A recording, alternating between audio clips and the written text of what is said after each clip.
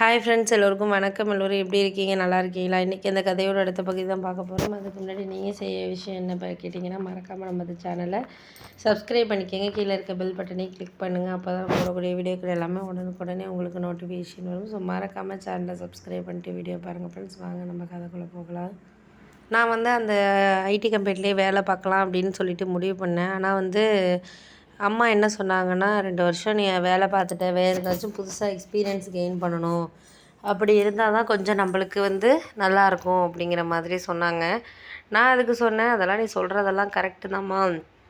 நான் இல்லைங்கள.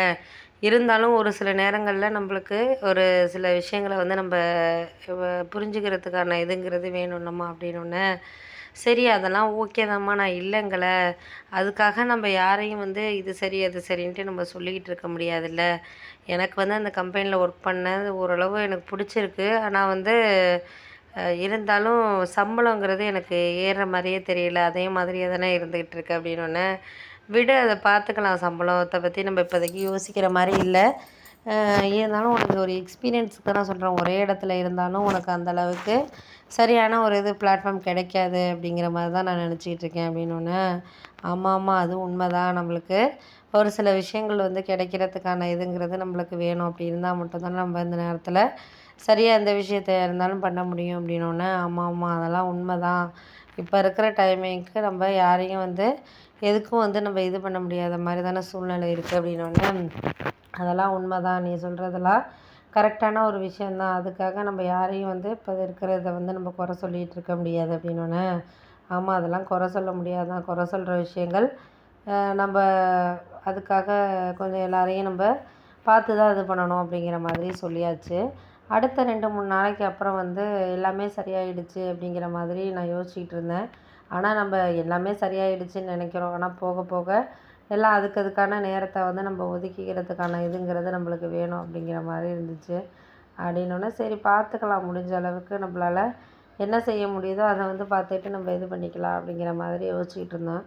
அடுத்த 2-3 நாளைக்கு என்னாச்சுன்னா, அம்மா சொன்னாங்க, இது மாதிரி நீ இதெல்லாம் எனக்கு சொல்கிறதெல்லாம் புரியுதுப்பா. நீ அந்த இடத்துலேருந்து உனக்கு பிடிச்ச இடத்துக்கு நீ போ, அவ்வளோதான் நான் சொல்லுவேன். அதுக்கு மேலே நான் சொல்கிறதுக்கு ஒன்றும் இல்லை. உனக்கு பிடிச்ச மாதிரி உன் லைஃப் இருந்துச்சுன்னா அதை நீ இது பண்ணிக்க. அதுக்காக அதையெல்லாம் நீ குழப்பிக்கிட்டு தேவையில்லாத விஷயங்களை நீ இது பண்ணிக்கிட்டு இது பண்ண வேண்டாம் அப்படின்னோடனே, ஆமாம் அதெல்லாம் உண்மை தான். நம்ம இந்த நேரத்தில் யாருக்காகவும் எதுக்காகவும் நம்ம ஒரு சில விஷயங்களை எடுத்துக்கிட்டு போகிறதுங்கிறது நம்மளுக்கு கொஞ்சம் கஷ்டமான விஷயமாக தான் இருக்குது அப்படின்னோடனே, ஆமாம் அதெல்லாம் உண்மை தான், பார்த்துக்கலாம்ப்பா அப்படின்னு சொல்லிட்டு நான் சொல்லிட்டேன். அதுக்கப்புறம் நானும் வழக்கம் போல் வேலைக்கு போயிட்டுருந்தேன். அதுக்கப்புறம் சரி வேறு கம்பெனிஸில் ட்ரை பண்ணுவோம் அப்படின்னு சொல்லிட்டு என் ஃப்ரெண்டுக்கிட்ட தெரிஞ்ச கம்பெனியில் ட்ரை பண்ணுறதுக்காக அவன்கிட்ட சொல்லியிருந்தேன். அவனும் ஓகேடா மாப்பிள்ள, நான் 2-3 கம்பெனிஸ் என் ஃப்ரெண்டும் இருக்கான், நீ அதில் வேணால் ட்ரை பண்ணிப்பார். உனக்கு சேலரி இன்க்ரீஸ் இல்லைங்கிறப்போ என் கம்பெனியில் இப்போதைக்கு இல்லைன்னு ஒரு 6 மாதம் ஆகும்.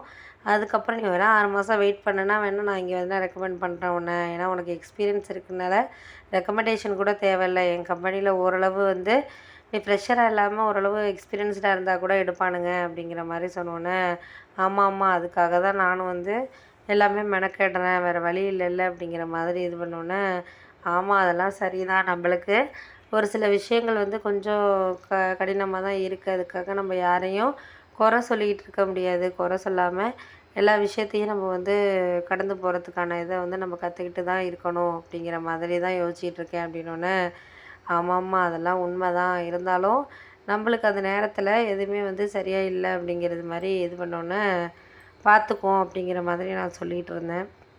அதுக்கு அடுத்தது எந்த நேரத்துலையுமே நம்மளுக்கு இது சரி